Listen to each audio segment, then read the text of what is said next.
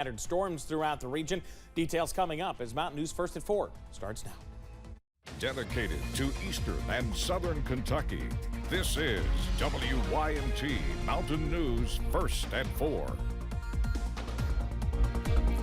Good afternoon, I'm Steve Hensley. First at 4, one woman originally from Pikeville has become well known on TikTok for her in-depth knowledge about the Titanic. She's been following the story of the lost submersible and its 5 passengers in the North Atlantic closely.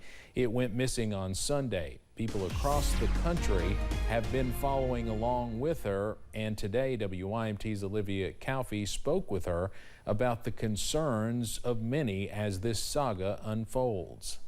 We can pray for a miracle, we can hope for the best, but at the end of the day, Mother Nature is not easily defeated, and it would take a lot of work to get them back up to the surface, even if they are found in the next bit. One of the 5 passengers on board is the OceanGate Expeditions founder, Stockton Rush. We'll have more from Ratliff and her insight tonight at 6 o'clock. There is still a glimmer of hope in the search for that missing submersible. With 5 people on board, rescue crews have detected underwater noises. CBS's Roxana Saberi reports from Boston, where the search is being coordinated. The U.S. Coast Guard confirms that a Canadian aircraft detected underwater noises in the search area. We need to have hope, right? But I can't tell you what the noises are. But what I can tell you is, and I think this is the most important point, we're searching where the noises are, and that's all we can do at this point. U.S.-based OceanGate Expeditions operated the voyage, which takes tourists to the famous Titanic shipwreck in the North Atlantic Ocean. OceanGate CEO and founder Stockton Rush is among those on board. In an interview with CBS Sunday Morning last year, Rush defended the safety of the submersible. The pressure vessel is not MacGyver at all, because that's where we work with Boeing and NASA and the University of Washington. Everything else can fail. Your thrusters can go, your lights can go, you're still going to be safe. According to 2018 court filings, a former OceanGate employee said he was fired after voicing concerns about the Titan, saying it posed potential danger to passengers. But in court documents filed this April, OceanGate said the vessel was capable of diving the depth to the Titanic site with a comfortable safety margin. You know going in how very dangerous this is. Mike Reese traveled on the Titan almost a year ago. No one walks into this surprised. Before you even get on, you sign this long waiver that mentions possible death 3 times on the first page. As for those underwater noises that were detected, the U.S. Coast Guard says data from the Canadian aircraft has been shared with U.S. Navy experts for more analysis and will be used in the search efforts. Roxana Saberi, CBS News, Boston. The Coast Guard says 3 search vessels arrived on scene this morning. They include the John Cabot, which has side scanning sonar capabilities. Well, spotty showers, the name of the game out there this afternoon. We continue to see just a few of them kind of bubbling up in the heat of the afternoon as this low pressure stays nearby for the next little while. Here's the view from First Alert Pinpoint Doppler this afternoon, I should say.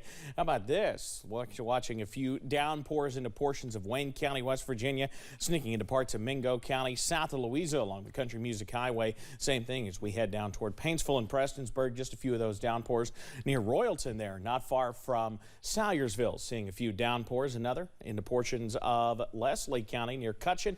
Everything here is moving off to the west, so we're kind of back on that retrograde motion activity there. Near Mount Victory, the downpour mainly south of Mount Victory itself, but that's going to be headed towards Somerset over the next little bit. You see everything here slowly pushing to the west, and another shield of rain tries to push in from southwest Virginia, but we're not quite completely there yet. Buffalo Mountain at 73. Yeah, we're more than 10 degrees cooler than we should be for highs this time of year. The view from Pikeville, it's overcast with temperatures at 72 from our Pikeville Medical Center camera, and most of us remain in the low to mid 70s. Irvin, though, and Moorhead a little warmer into the middle and upper 70s. Same thing with Somerset, where they've seen a touch more sunshine. Your forecast first through this evening, we'll continue to see those temperatures drop into the low 60s as those rain chances stay put. Details on how much longer they stay put in a few minutes. Steve? All right, Evan, thank you. There is good news for weary commuters around Philadelphia. Time-lapse video shows road crews working around the clock to rebuild a critical section of Interstate 95 that collapsed a week and a half ago. Pennsylvania's governor says this section of the major highway will partially reopen this weekend, much sooner than expected. CBS's Elaine Quijano has more on the massive and innovative effort to get traffic moving again.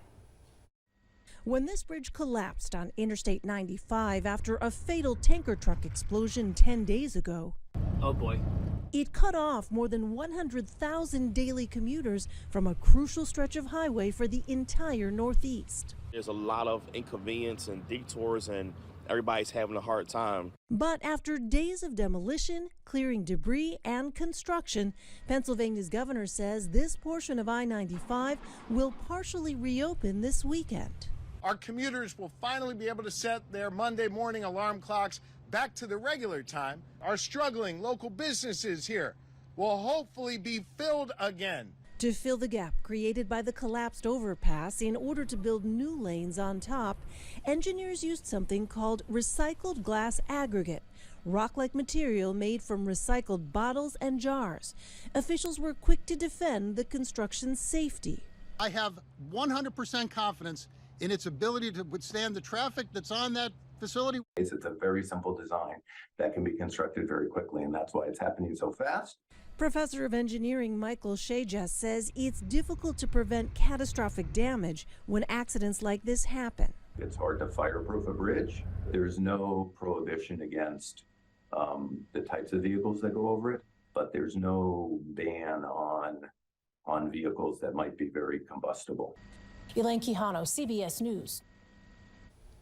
The estimated cost of the project is between $25 and $30 million. The United Kingdom and Ukraine is jointly hosting the Ukraine Recovery Conference today and tomorrow. This aims to work toward international investment to rebuild the country in the wake of the Russian invasion. EU Commission President Ursula von der Leyen spoke at the event opening and said the bloc has a special responsibility towards Ukraine. Ukrainians tell us that when they imagine their future, they see Europe's flag flying over their cities. And I have no doubt that Ukraine will be part of our union. She also highlighted a proposal by the European Commission on Tuesday for a 4-year financial assistance package for Ukraine. In India, officials are investigating dozens of deaths linked to a heat wave there. At least 68 people died last week in the district of Balia between Thursday and Sunday as temperatures soared in parts of the country. The surge in deaths this month follows a warning from the country's meteorological department about potential heat-related casualties. This week, temperatures in northern and eastern India have reached 114 degrees Fahrenheit. Activists in Paris used a prop to transform the Eiffel Tower into a wind turbine today ahead of an upcoming international summit this week. Heads of state, finance leaders, and activists from around the world will converge in Paris this week to seek ways to overhaul the world's development banks.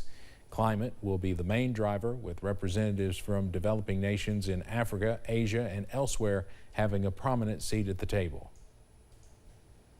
Honduran authorities are investigating a reported riot that left at least 41 people in a women's prison dead.